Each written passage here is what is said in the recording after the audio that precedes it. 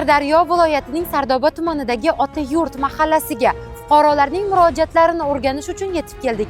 Bu yerda yashayotgan fuqarolarni ancha yillardan buyon ta'mirga muhtoj bo'lgan yo'l muammosi qiynab keladi. Sagalam to'kilmagan loy bo'lib yotibdi.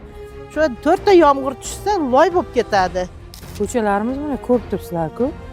Loy, yotib qolasiz. Mashina kirgisi kelmaydi bu yoqqa. Bu yoqqa boradigan bo'lsa mashina chaqirib turadi-ku. Shular mana yerda kutib turadi-da. Olib ketamiz. Shu yerga chiqinglar deydi. Mana yog'ingarchilik boshlandi, shu loy ham boshlandi. Trassa ko'cha ulangan, shag'al to'kilmagan. Mana yoq ham oxiri qolib ketgan.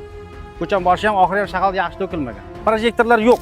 Joriy yil 8-oktyabrda muhtaram prezidentimizning 218 qaroriga asosan 2026-yil to'liq asfalt-beton qoplamasidan ta'minlanadi. Tungi chiroqlarchi? Tungi chiroqlar ham dastur asosida boshma-boshi ta'minlanadi. Qachon? 2026-yil. Demak, biz bu manzilga va bu muammoga yana qaytamiz. Unutmang, millar fuqarolarning murojaatlarini o'rganishdan charchamaydi.